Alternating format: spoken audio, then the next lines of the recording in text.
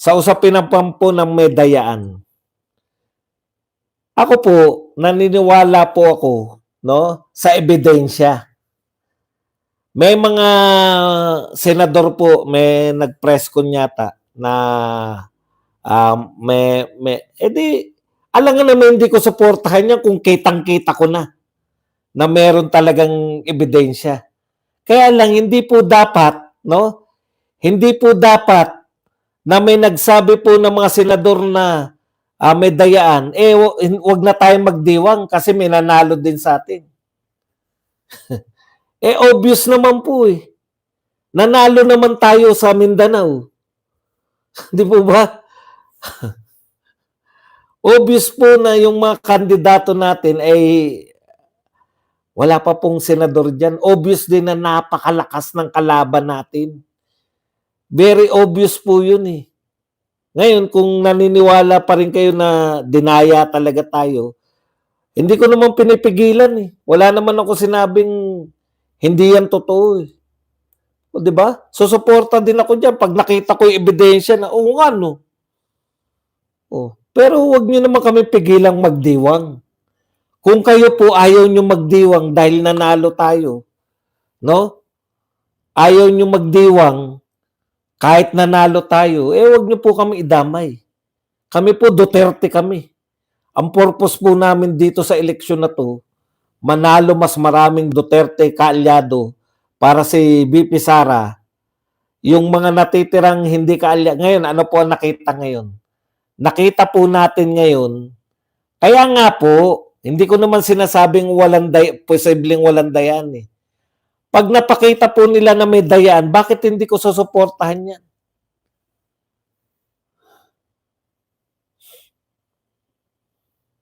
Ayaw nyo pala ng number 1 si Bongo, ayaw nyo na number 3 si Bato?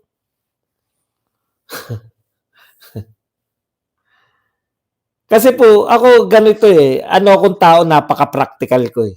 Di ba? Napaka-practical ko. Okay. Sinong gusto nyong sinong sinasabi nyo na nandaya? Si Kiko tsaka si Bam Aquino? Kasi number 2 tsaka number 5? Oh, mahirap patunayan yun. Palimbawa, napatunayan na nandaya sila. Sino yung papasok? Alyansa yung dalawang magkasunod eh. Alam niyo, tignan niyo rin po yung mga, di ba? Hindi naman po yung mga kandidato natin yung susunod eh.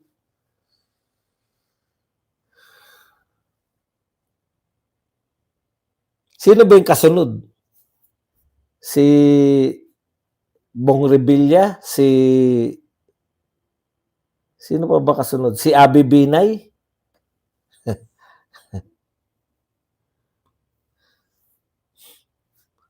Ngayon, kung may overvote po, kinakailangan magpaliwanag ng si Bitag. O, kinakailangan po magpaliwanag ng COMELEC. Problema po nila yan. Pero hindi po pwede na merong nakita na dayaan tapos sasabihin nyo na bakit ka nagdidiwang badong? Hindi ka ba Duterte? Duterte nga ako, kaya nga ako nagdidiwang. Labanan po yan. Laban. Kada labanan na naipapanalo mo, di ba? Meron tayong digmaan eh. Di ba? War, battles. May mga battles po tayong pinapanalo eh. Ang hirap po kalaban ng mga to kasi kaya nilang gawin ang lahat. Kaya nga nilang ipakulong yung Kaya nga nilang ipakulong yung mga Duterte.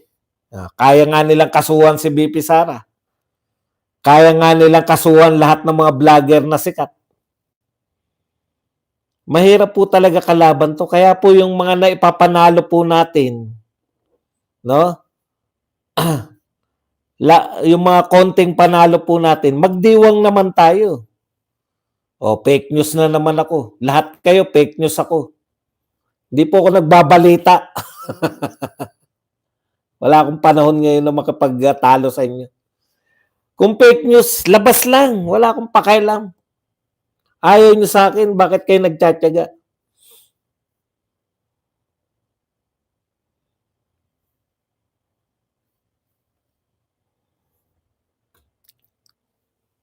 Yung boto nyo kasi, eto kasi yung kinoconsider nyo. Yung boto ninyo, kinoconsider nyo na eto dapat yung lumabas kasi binoto ko to eh.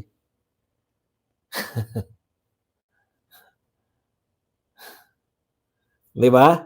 Kaya nga papakita ko sa inyo, eto sa totoo lang, lahat ng mga naiimpluwensyahan, dito na naman tayo, no? Para lang po magkaroon ng para magkaroon din po kayo ng ibang pananaw. Ang tunay po, ang tunay po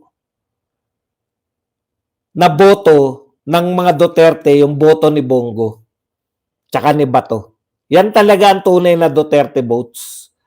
No? Automatic ba na lahat ng bumoto kay Bato at automatic ba lahat ba ng bumoto kay Bongo at saka kay Bato bumoto sa lahat ng Duterte? Hindi po. Yan nga yung lumabas sa kaya nga po buhat pa po na nagsimula ito, no? Sinasabi ko po, buhat po nang magpasimula to, yun po yung kinakampanya natin. Mananalo tayo lahat kung mananalo tayong lahat kung ang boboto kay Bongo at saka kay Senator Bato, iboboto din yung Duterte.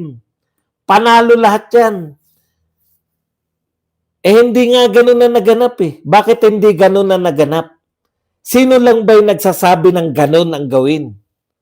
Real talk po, mga Duterte vloggers. Magtapatan po tayo, hindi po ganyan bumoto noon. Ngayon lang po may nanawagan ng straight vote. Dati po pag senatoriables, ang sinasabi ng lahat ng tao, mamili kayo ng mga magagaling, mamili kayo ng mga mahusay, yan ang iboto. Ngayon lang po tayo nanawagan ng straight vote. Kaya po ang mga tao hindi po sanay sa straight vote. Yan po real talk po yan. Hindi po sanay ang mga tao sa straight vote. Mamaya sasagutin kita tapusin ko lang tong punto na to. Kailan lang po sino lang po yung nananawagan ng straight vote? Yung po bang media nananawagan ng straight vote Duterte? Wala namang ganun eh. Mga Duterte vloggers lang po. Sa inyong nanonood sa amin araw-araw, sa inyong nanonood sa amin, alam nyo na Duterte nang dapat iboto. Kaya sabi nyo nga, Duterte nang binoto namin ha. Imposible naman na nanguna si Bongo. Yan actually ang nakikita na, ako, tignan nyo, balikan nyo lahat ng mga videos ko. Mananalo tayo. Kung yung boboto kay Bongo, iboboto lahat ng Duterte. Di ba? Okay. Hindi nga ganun na naganap eh. Kasi dahil nanonood kayo sa amin araw-araw, akala ninyo ang laki-laki na nararating namin. Kaya nga kulang na kulang talaga tayo. Kulang na kulang yung naaabot namin. O katulad niyan, 2,300 ang nanood sa akin. Ngayon, nanonood sa akin. Pag natapos po itong video na to, may manonood pa. Halimbawa, umabot ng 40,000 ang nanood sa akin. Ilan ang aabutin ng manonood kay Banat Bay? Palagay mo ng 80,000. Ilan ang nanonood kay Maharlika? 90,000. Halimbawa lang to ha. Oh. Pag sama-samahin mo yung mga Duterte vloggers, may million bang nanonood sa amin? Yung iba, nanood na sa akin, manonood pa kay Maharlika, manonood pa kay Banat Bay. Imaginin po ninyo yun.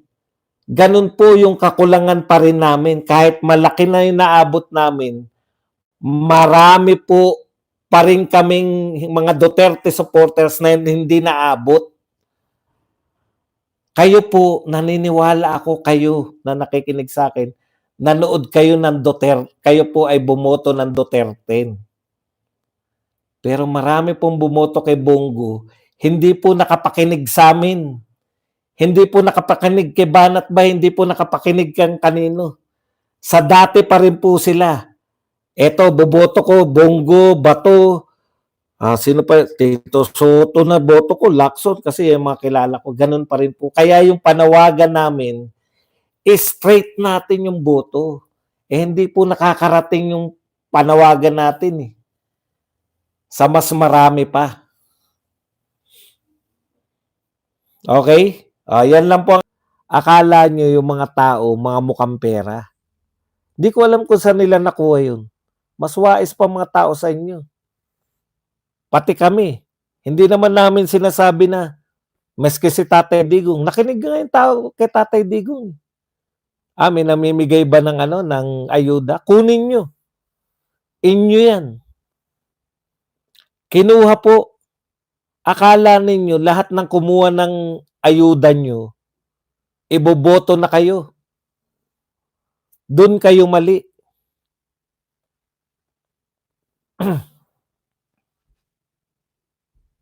Kumuha ng ayuda. Una, sigurado ba kayo na naipamigay yung mga ayuda lahat? Ikalawa, kumuha ng ayuda. Sigurado ba kayo na iboboto kayo? Sa kuhaan pa lang ng ayuda, ayaw na mag-BBM. Meron ako nakita na isang mayor, nakikiusap pa eh. Sabi pa, Bisaya lang eh. May nag-translate lang para sa akin.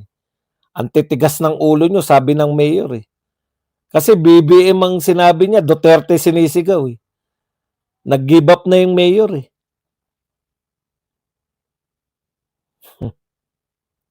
Wala naman, Ma'am Sunset Mema, wala naman pong 20 pesos na bigas eh. Pag sinabi nyo pong 20 pesos na bigas, sa tindahan po, sa palengke po meron. Wala naman po sa mga palengke.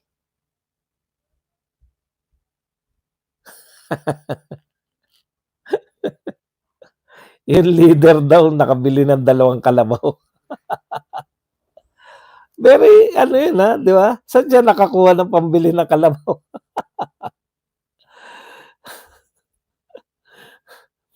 Sa totoo lang po, yung mga pangakong ganyan, kahit ba may bentahan sa, eto, tayo lang narito, tayong 1.5 lang na nakikinig.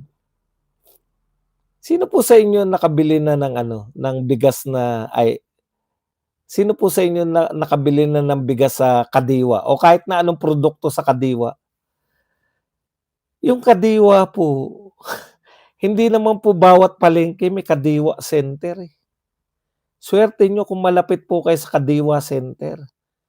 Karamihan po sa Kadiwa Center, babiyahe ka pa papunta sa Kadiwa Center.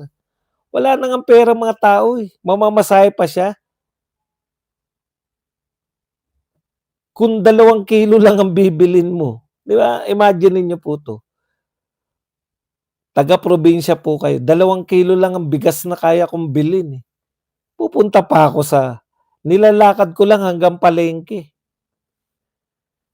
Wala akong pamasahe. Bibili ako ng 2 kilong bigas. Hanapin ko pa yung lintik na Kadiwa na yan, kung saan ko makikita yan. Tapos sasabihin nyo na may nagbebenta sa Kadiwa. Hindi po yan realidad. Tama yan eh. Ano ba reality? Meron naman sa Bulacan, hindi lang natin alam kung saan.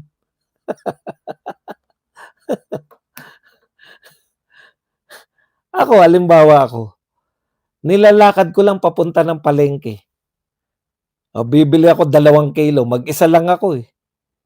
Bibili ako ng 2 kilo.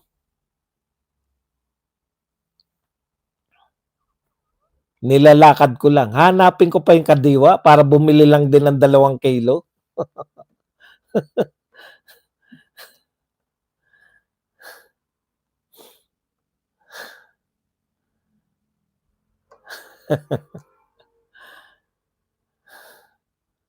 Kung hindi mo rin lang kapitbahay ang Kadiwa, hindi ka makakatipid dyan.